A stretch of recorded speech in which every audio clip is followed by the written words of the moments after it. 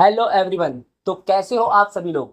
हार्दिक स्वागत करते हैं आप सभी का हमारे इस यूट्यूब चैनल यूनिक एकेडमी के अंदर। तो विद्यार्थी मित्रों, आज हम गाला असाइनमेंट 2026 कक्षा 10 विषय विज्ञान एवं टेक्नोलॉजी का विभाग नंबर बी पेपर नंबर 1 के सभी प्रश्नों का उत्तर एकदम सरल भाषा में आपके सामने पेशकश करते हैं। अगर आप मेरे इस पूरे वीडियो को देखोगे तो आपको टोटली जितने भी प्रश्न हैं उन सबके उत्तर एकदम सरल भाषा में याद हो जाएंगे। और हाँ विद्यार्थी मित्रों, अगर आपने हमारे चैनल्स को अभी भी सब्सक्राइब नहीं किया है तो हिंदी माध्यम का ये सर्वश्रेष्ठ चैनल यूनिक एकेडमी प्लीज आप सब्सक्राइब कर लो, बेल आइकन पर क्लिक करो, जिससे मेरे मिलने वाले वीडियो को एक एक नोटिफिकेशन 1 बाय 1 आप सभी को प्राप्त हो। राइट, आपका विकास ही हमारा एक उद्देश्य है। राइट, स्टार्ट करते हैं। विभाग बी विज्ञान पेपर नंबर 1 2026। ओके, तो पहला नंबर हमारा जो क्वेश्चन है क्वेश्चन नंबर 25। अब क्वेश्चन नंबर 25 विभाग नंबर बी क्वेश्चन 25 से स्टार्ट होता है। पहला क्वेश्चन है, एक चमकदार कत्थई रंग एक्स तत्व हवा में गर्म करने पर वह काला रंग बनता है, काले रंग के संयोजन का नाम बताओ। ओके विद्यार्थी मित्रों, उत्तर एक चमकदार कत्थई रंग का जो तत्व X है, अगर उसको हवा में गर्म करते हो तो वह काला रंग बनता है। तो सबसे पहले कत्थई रंग का जो X तत्व है वह कॉपर है। क्या है? कॉपर। फिर कॉपर का संकेत क्या होता है? Cu। और ये जो काले रंग का संयोजन है यह कॉपर ऑक्साइड है। क्या है? कॉपर ऑक्साइड, जिसको CuO बोलते हैं। तो चमकदार कत्थई रंग का तत्व कॉपर है, जिसे संकेत में Cu से दर्शाते हैं। और विद्यार्थी मित्रों, जो इस पर काले रंग का एक परत बनेगा, काला रंग जो बनेगा इसको, अर्थात ये कत्थई रंग X तत्व यानी कॉपर को जब हवा में हम गर्म करेंगे तो वह काला रंग बनेगा। और वह काला रंग क्या होगा? कॉपर ऑक्साइड होगा, जिसे हम CuO से दर्शाते हैं।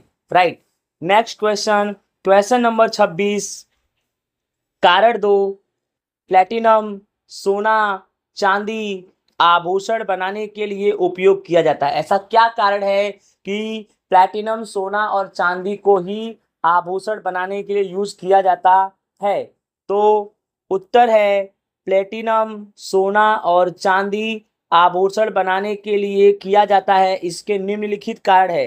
पहला नंबर, ये धातुएं चमकदार होती हैं और इसमें शाइनीपन होता है, अर्थात आप जो भी ज्वेलरी की दुकान से कुछ भी खरीदते हो तो वह चमकीला होता है। ज्वेलर्स ऑर्नामेंट चमकीला होता है, क्योंकि जिन धातुओं से ये बनाए जाते हैं वे धातु चमकीले होते हैं। इसमें टिकाऊपन ज़्यादा होता है, लंबे समय तक ये खराब नहीं होते हैं। यह पानी और एसिड के साथ अभिक्रिया नहीं करते। सबसे अच्छी बात तो यही है, क्योंकि अगर हम सोने का चैन पहनते हैं, रोज नहाते हैं, तो रोज अगर वह पानी के साथ अभिक्रिया करेगा तो चैन खराब हो जाएगा। लेकिन बेटा, जो भी प्लेटिनम सोना चांदी से आभूषण बनाए जाते हैं ये एसिड और पानी के साथ अभिक्रिया करते ही नहीं हैं। इन्हें आसानी से कोई भी आकार दिया जा सकता है, किसी भी आकार में इनको चेंज किया जा सकता है। साथ ही साथ विद्यार्थी मित्रों, इनको खींचकर हम इनको तार में परिवर्तित कर सकते हैं। यही सब कारण है, राइट, जिससे प्लेटिनम सोना चांदी का उपयोग आभूषण बनाने के लिए किया जाता है। विद्यार्थी मित्रों, आई होप आपको अच्छे से समझ में आ गया होगा। क्वेश्चन नंबर 26 राइट कंप्लीट होता है।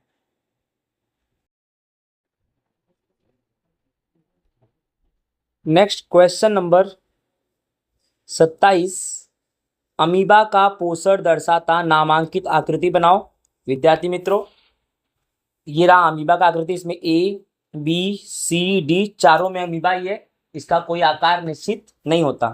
पहले में आपको केंद्रक दिखाई दे रहा है, और ये देखो खाद्य का क्या है? कण, और ये अंगुली जैसी रचना है, इसी से अमीबा खाद्य के कण को ग्रहण करेगा। बी में आपको क्लियर हो रहा है, इसी अंगुली जैसी रचना से खाद्य के कण को इसने ग्रहण किया, और इस अंगुली जैसी रचना को पादाप या कूटपाद कहते हैं।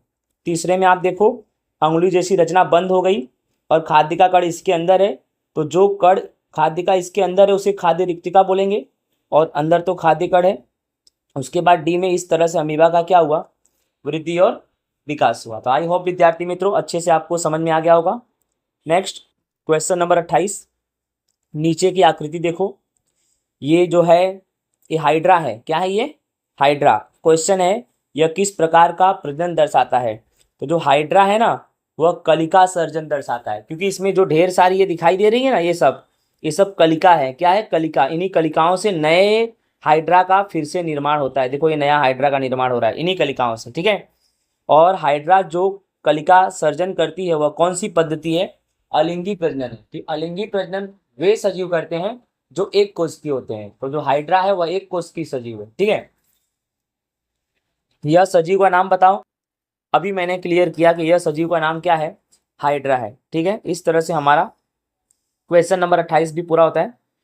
नेक्स्ट क्वेश्चन नंबर 29, एक लिंगी पुष्प अर्थात क्या? उसके दो उदाहरण दो, ठीक है। सबसे पहले एक लिंगी पुष्प की परिभाषा क्या है? जिस पुष्प में पुंकेसर और स्त्री केसर में से कोई एक होता है। याद रखना, जिस पुष्प में पुंकेसर और स्त्री केसर में से कोई एक होगा उसे एक लिंगी पुष्प कहते हैं। उदाहरण पपैया और तरबूज। तो पपैया और तरबूज ये एक लिंगी पुष्प है, क्योंकि इसमें पुंकेसर और स्त्री केसर में से कोई एक होगा, या तो पुंकेसर होगा या तो स्त्री केसर होगा, ठीक है। नेक्स्ट क्वेश्चन हमारा है, अंतरिक्ष यात्री को आसमान में भूरे रंग के बजाय काला रंग क्यों दिखाई देता है? यानी अंतरिक्ष यात्री यानी जो अवकाश में रहते हैं, राइट, उनको आसमान भूरा रंग नहीं बल्कि काला रंग दिखाई देता है। ऐसा क्या कारण है? देखो ध्यान से।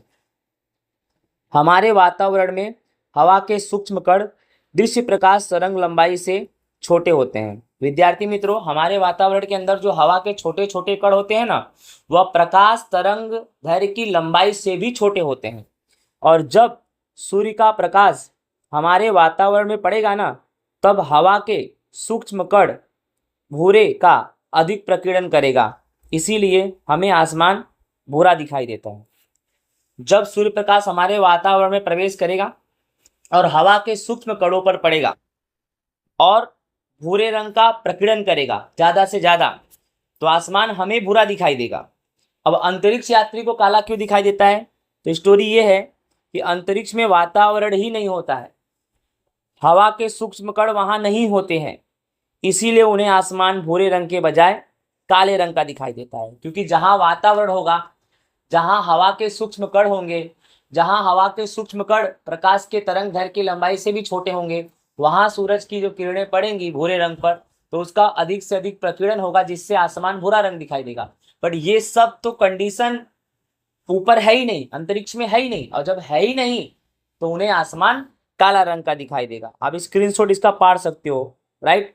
अगर बोर्ड में ये क्वेश्चन आता है, आप ऐसे आंसर लिखो, आपको पूरे में से पूरा नंबर मिलेगा। समझ में आ रहा है कि नहीं आ रहा है? इस तरह से हमारा 30वां क्वेश्चन कंप्लीट हो गया। अब हम आएंगे 31वां क्वेश्चन पे आते हैं। एक विद्युत बल्ब के फिलामेंट में से 0.5 एम्पियर विद्युत धारा 20 मिनट तक बहता है, तो परिपथ में प्रवाहित विद्युत भार ज्ञात करो। एक विद्युत बल्ब है, उसके फिलामेंट में 0.5 एम्पियर का विद्युत धारा 20 मिनट तक बह रहा है, तो परिपथ में प्रवाहित विद्युत भार ज्ञात करना है। क्या ज्ञात करना है? विद्युत भार। बहुत आसान है। सबसे पहले यहाँ I बराबर विद्युत धारा 0.5 एम्पियर दिया है और T बराबर 20 मिनट का समय दिया है, तो 20 गुणे मिनट कुल कितने होते हैं? 60। तो 20 गुणे 60 यानी 1200 सेकेंड, ठीक है। अब यहाँ पर I दिया है, I यानी विद्युत धारा। विद्युत धारा का सूत्र होता है Q बटे में T। याद रखना, विद्युत धारा का सूत्र क्या होता है? Q बटे में T। और हमें क्या याद करना है? विद्युत भार। विद्युत भार को हम Q से दर्शाते हैं, तो यहाँ पर Q को हमने कॉमन ले लिया, और जब हम Q को कॉमन लेंगे तो ये I का T से क्या हो जाएगा? गुणा हो जाएगा। समझ आ रहा है? Q को कॉमन लिया तो I का T से गुणा, यानी I गुणे T हो जाएगा, ठीक है। अब I तुम्हारा 0.5 एम्पियर है, गुणे T तुम्हारा 1200 सेकेंड है, तो 0.5 में 1200 का गुणा करेंगे तो 6000 C यानी कूलाम, ठीक है। अब 0.5 को हम क्या लिख सकते हैं, 5/10, और क्या बचा तुम्हारा 1200। ये जीरो से ये जीरो कट गया तो 120 गुणे 5, जिसमें से 12 पंजे कितना हो जाएगा 60। ठीक है,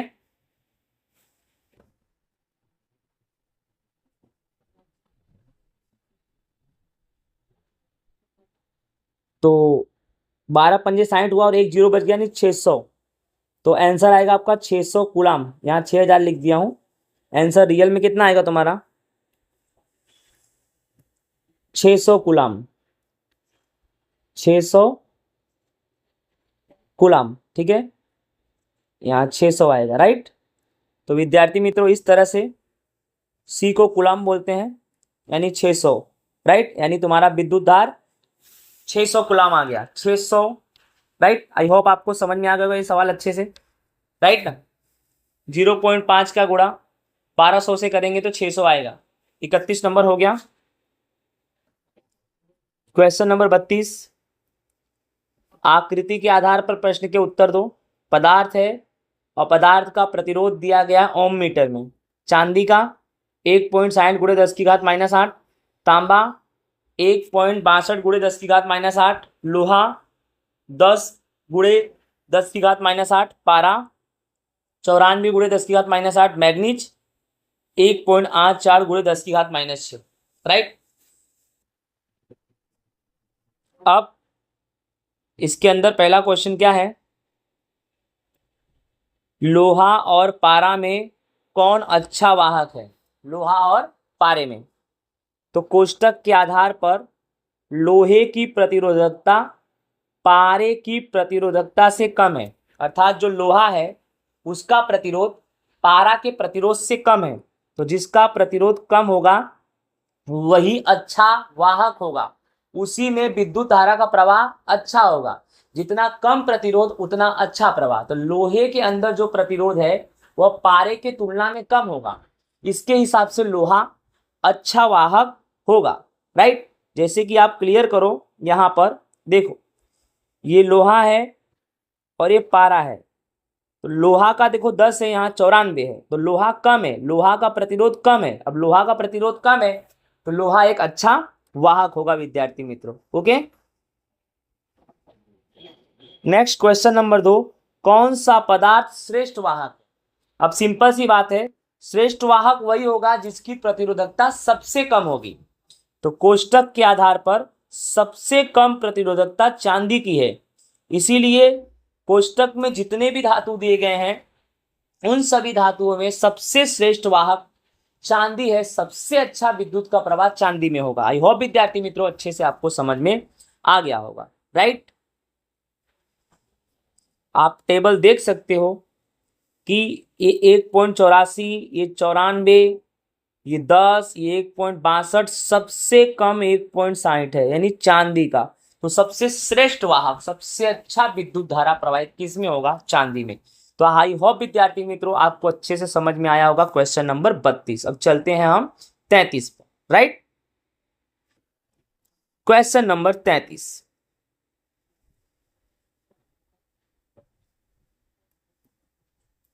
सोलेनाइड समझाओ। सोलेनाइड क्या है जानते हैं। तांबे के तार को गोल गोल घुमाकर बनाई गई बेलनाकार रचना को सोलेनाइड कहते हैं।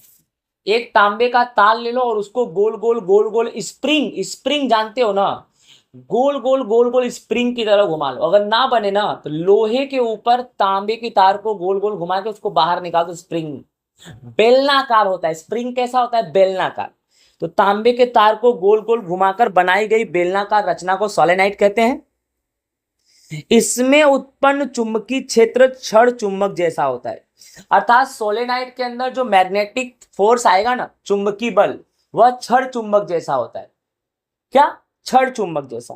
क्योंकि गोल गोल घुमा के रचना बनाओगे ना तो रिंग जैसा बनेगा, वो छड़ चुंबक जैसा ही होगा। इसका एक दिशा उत्तर ध्रुव एन और दूसरा दिशा दक्षिण ध्रुव एस की तरह व्यवहार करता है। सोलेनाइड का दो सिरा, एक सिरा उत्तरी ध्रुव एन और दूसरा सिरा दक्षिणी ध्रुव एस की तरह व्यवहार करता है। इसमें उत्पन्न चुंबकीय क्षेत्र रेखा परस्पर एक दूसरे के समांतर होती है। अर्थात विद्यार्थी मित्रों, सोलेनाइड के अंदर के एरिया में जो चुंबकीय क्षेत्र रेखा होंगी ना, वह एक दूसरे के समांतर होंगी, अर्थात एक दूसरे को कभी काटेंगी नहीं। इसमें उत्पन्न चुंबकीय क्षेत्र समान होता है। सोलेनाइड में एक सिरे से लेकर लास्ट सिरे तक उत्पन्न चुंबकीय जो क्षेत्र है ना, वह सभी जगह पर एक समान होगा। तो विद्यार्थी मित्रों, आई होप सोलेनाइड भी आपको अच्छे से समझ में आ गया होगा। इस तरह से हमारा क्वेश्चन नंबर 33 होता है पूरा। आई होप आपको अच्छे से समझ में आया होगा। नेक्स्ट चलते हैं हम क्वेश्चन नंबर 34 अर्थात 34 पे। 34, आप कचरा निकाल की समस्या को कम करने के लिए क्या योगदान दे सकते हो? कोई 2 पद्धतियों के नाम लिखो।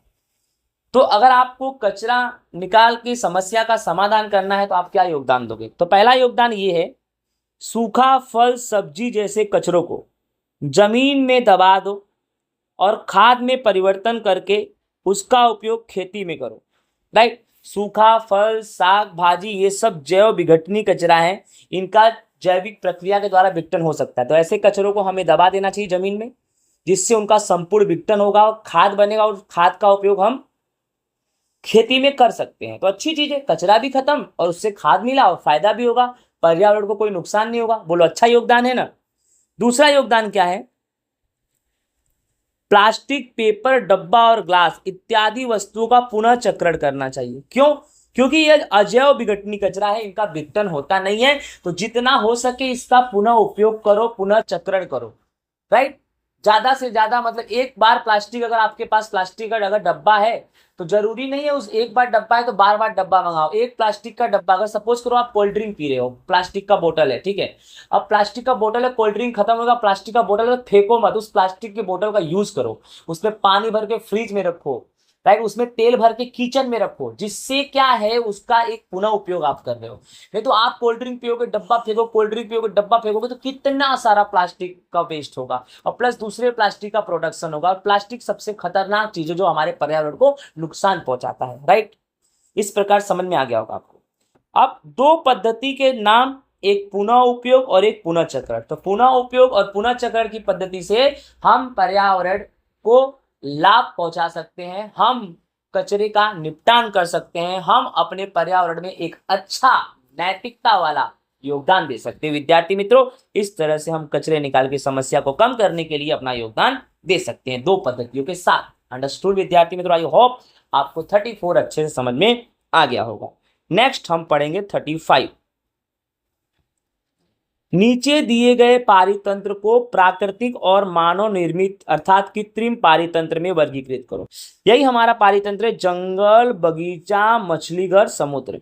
तो प्राकृतिक में कौन आएगा? जंगल, जंगल प्राकृतिक है, और समुद्र प्राकृतिक, इसका मानव निर्माण नहीं किया है विद्यार्थी मित्रों। और मानव निर्मित यानी एक बगीचा, भले से एक बगीचा में ढेर सारे पेड़ पौधे, बट बगीचे का निर्माण करने वाला मानव है, ये मानव निर्मित। और मछली घर का निर्माण, एक्वेरियम, कांच का डब्बा कौन बनाया? मानव।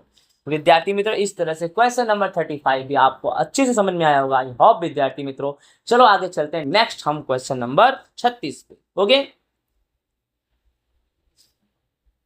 क्वेश्चन नंबर 36 काफी आसान है। मानव के श्वसन तंत्र के अंगों के नाम लिखना है। तो बहुत आसान है। तो श्वसन तंत्र के अंगों के नाम में सबसे पहला है नासिका कोटर, इसे हम नाक भी बोलते हैं। दूसरा है स्वर नली, तीसरा है श्वास नली, फिर है श्वास वाहिनी और फिर है फेफड़ा। सर्वप्रथम हवा नाक में आएगा, फिर स्वर नली में आएगा, फिर श्वास नली में आएगा, फिर श्वास वाहिनी में आएगा और फिर फेफड़े। ओके विद्यार्थी मित्रों, श्वास वाहिनी, ये श्वास वाहिनी। तो इस तरह से हमारा क्वेश्चन नंबर 36 काफी आसान है। ओके, हो गया विद्यार्थी मित्रों। चलो लास्ट क्वेश्चन पे चलते हैं। लास्ट क्वेश्चन है हमारा, ये कौन सा हमारा क्वेश्चन है? Last, right. क्वेश्चन नंबर 37, फ्लॉमिंग के दाएं हाथ का नियम बताना। याद रखना, फ्लॉमिंग का कौन सा नियम बताना है? तो दाएं हाथ का नियम बताना है। सबसे पहले इस नियम के अंतर्गत दाएं हाथ का अंगूठा, याद रखना दाएं हाथ का नियम यानी इस नियम के अंतर्गत दाएं हाथ का अंगूठा प्रथम अंगुली और बीच की अंगुली को इस प्रकार फैलाओ जिससे ये तीनों एक दूसरे के लंबवत रहे। यानी अपने हाथ का अपना दायां हाथ जो है ना, उसको ऐसे फैलाओ कि अंगूठा प्रथम अंगुली और बीच की अंगुली ये तीनों क्या रहे, एक दूसरे के लंबवत रहे। अब प्रथम अंगुली क्या करेगा, चुंबकीय क्षेत्र की दिशा दर्शाएगा। याद रखना फ्लोमिंग के दाएं हाथ के नियम में यही मेन है, प्रथम अंगुली चुंबकीय क्षेत्र का दिशा दर्शाएगा, बीच की अंगुली विद्युत प्रवाह का दिशा दर्शाएगा, अंगूठा वाहक पर लगने वाले बल की दिशा निर्देश करेगा। अर्थात विद्यार्थी मित्रों, फ्लोमिंग के दाएं हाथ के नियम में तीन चीज मेन है, प्रथम अंगुली चुंबकीय क्षेत्र की दिशा, बीच की अंगुली विद्युत प्रवाह की दिशा, अंगूठा वाहक पर लगने वाले बल की दिशा निर्देश करेगा। और नियम यही है कि दाएं हाथ को ऐसे फैलाओ कि अंगूठा, प्रथम अंगुली और बीच की अंगुली तीनों एक दूसरे के लंबवत रहे, परपेंडिकुलर, तीनों एक दूसरे क्या रहे, लंबवत रहे। समझ में आया विद्यार्थी मित्रों, अच्छे से आपको समझ में आ गया होगा, राइट। इस तरह से हमारा कंप्लीट हो गया, राइट, ये पूरा टॉपिक। तो ये हमारा था विभाग नंबर बी, काला असाइनमेंट 2026 विज्ञान पेपर नंबर 1। जय हिंद, राधे राधे, मिलेंगे नेक्स्ट वीडियो में नेक्स्ट टॉपिक के साथ। Bye bye.